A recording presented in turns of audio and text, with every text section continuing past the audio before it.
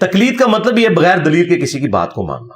تو اسلام میں تو اندھی تقلید ہے ہی نہیں ہے. نبی علیہ السلام کی اندھی تقلید نہیں ہے، باقی تو چھوڑ دیں. سورہ یوسف میں ہے کہ اے نبی تم فرماؤ کہ میں اور میرے اصحاب پوری بصیرت کے ساتھ اس دین کے اوپر چل رہے ہیں، اندھے بن کے نہیں. ٹھیک ہے. بخاری مسلم میں حدیث ہے، نبی صلی اللہ علیہ وآلہ وسلم نے ایک قافلہ روانہ کیا اور ان پہ ایک انصاری صحابی کو امیر بنایا. راستے میں اسے غصہ آیا اپنے سب آرڈینیٹس کے اوپر، تو اس نے حکم دیا کہ آگ کا ایک الاؤ جلاؤ بہت بڑا.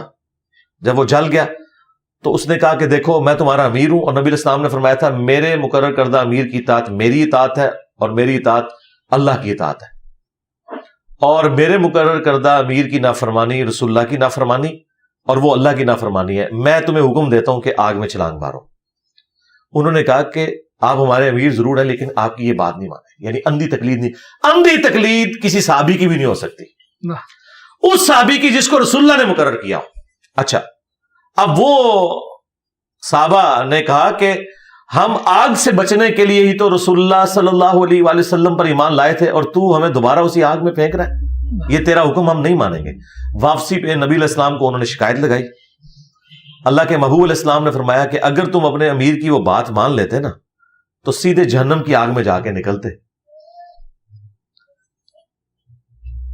مخلوق کی اطاعت معروف میں ہے، منکر میں نہیں ہے. اللہ کی معصیت میں مخلوق کی اطاعت نہیں ہے. یہ اس موقع پہ نبی علیہ السلام نے اینڈ پہ فرمایا کہ صرف اچھے کاموں میں آپ اطاعت کرو گے، برائی میں مخلوق کی اطاعت نہیں کرنی. مجھے بتائیں اگر صحابہ کرام بھی کوئی غلط حکم دیں قرآن و سنت کے خلاف، اور عام صحابی نہیں جس کو نبی علیہ السلام نے امیر مقرر کیا ہو، تو اس کی بات بھی آپ نے قرآن و سنت کے خلاف نہیں ماننی، تو امام بزرگ بابے تشائی کوئی نہیں. یہی تو ہم کہہ رہے ہیں، نبی کے جیسا ہے ہی کوئی نہیں، بابے تشائی کوئی نہیں. یہ کمپیرزن کی بات ہو رہی ہے. تو اندھی تقلید نے تو بیڑا غرق کیا ہے. حجت اللہ البالغہ شاہ ولی اللہ دہلوی نے کتاب لکھی ہے، اور یہ اتنی بڑی پرسنالٹی ہیں کہ انہیں بریلوی، دیوبندی، اہل حدیث تینوں مجدد مانتے ہیں. 12ویں صدی کا 1176 ہجری میں یہ فوت ہوئے ہیں، آج 1445 چل رہا ہے. تو انہوں نے حجت اللہ البالغہ میں جو امت کی گمراہی کے اسباب لکھے ہیں نا، ان میں ٹاپ آف لسٹ لکھا ہے کہ اماموں کی، بزرگوں کی اندھی تقلید نے امت کو یہاں تک پہنچایا ہے. اس میں اماموں کا قصور نہیں. جس طرح جیزس کرائسٹ کے بارے میں اگر کرسچنز نے ڈیوینٹی کلیم کی ہے تو جیزس کرائسٹ کا کوئی قصور نہیں عیسیٰ ابن مریم کا، وہ تو وجیہن فی الدنیا والآخرہ ومن المقربین ہے. لیکن کرسچنز کو تو ہم کہیں گے نا کہ تم نے اپنے پیغمبر کا راستہ چھوڑ دیا ہے، پیغمبر کی تو یہ تعلیمات نہیں تھی.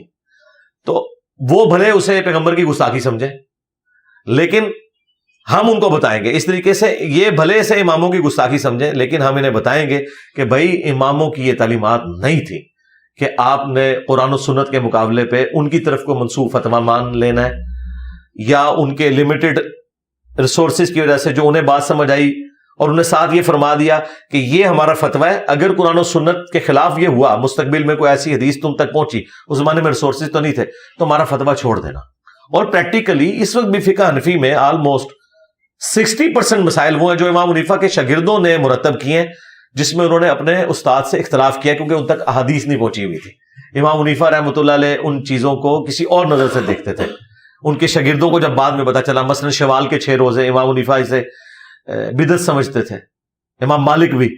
آج ہمارے پاس بخاری کو چھوڑ کے باقی 5 کی 5 کتابیں مسلم، ترمذی، ابو داؤد میں موجود ہے کہ جو شوال کے 6 روزے رکھے اسے پورے سال کے روزوں کا ثواب ملے گا رمضان کے بعد. تو آج پریکٹیکلی سب نے مان لیا کہ امام حنیفہ کو غلطی لگ گئی تھی. اسی طریقے سے امام حنیفہ رحمۃ اللہ علیہ مدینے کو حرم نہیں مانتے تھے.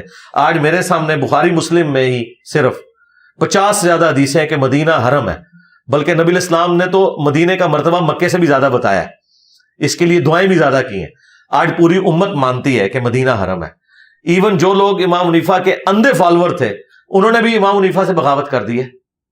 خود احمد بریلوی صاحب نے باقاعدہ نعت لکھی ہے، حاجیوں آؤ شہنشاہ کا روزہ دیکھو، کعبہ تو دیکھ چکے، کعبے کا کعبہ دیکھو.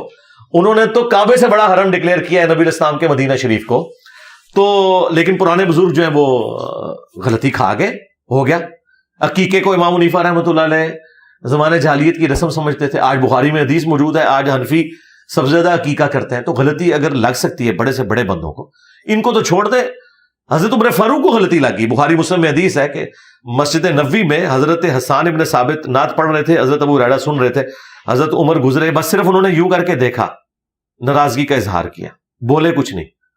تو حسان ابن ثابت نے کہا اس طرح نہ مجھے دیکھ, تجھ سے بہتر شخصیت مسجد میں ہوتی تھی, میں انہیں بھی نعتیہ اشعار سناتا تھا.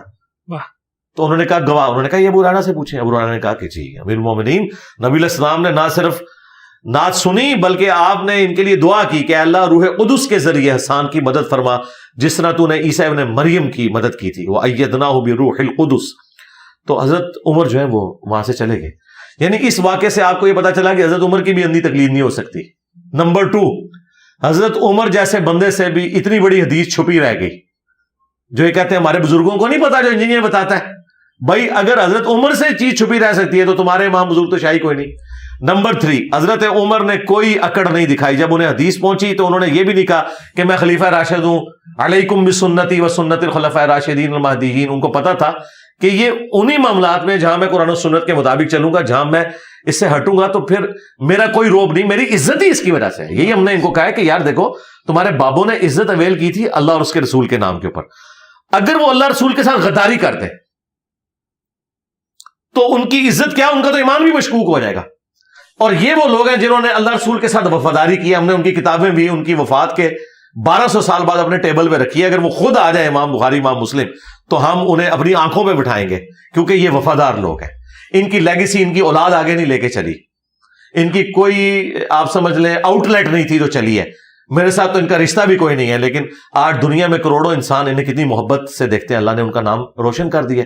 جو بخاری میں حدیث ہے کہ جب اللہ تعالیٰ کسی بندے سے محبت کرتا ہے تو جبرائیل کو کہتا ہے اناؤنسمنٹ کرتے ہیں, پھر دنیا ان سے محبت کرنا شروع کر دیتی ہے. اس کا یہ مطلب نہیں کہ جس کے ساتھ بھی دنیا اٹیچ ہو جائے تو ولی اللہ ہے, ورنہ تو غلام احمد قادیانی دجال کے ساتھ بھی ملینز آف پیپل جو ہے وہ عقیدت رکھتے ہیں. نہیں, وہ جینون بھی ہو, یہ بات ضروری ہے. ورنہ ہر کوئی کہتا ہے جی وہ جناب فلانے دربار کے اوپر اتنی دنیا اکٹھی ہوتی ہے. بھائی گرو نانک کے مزار کے اوپر بھی اتنی دنیا جمع ہوتی ہے, تو جاؤ پھر سکھ ہو جاؤ, اس طرح تو نہیں ہوگا.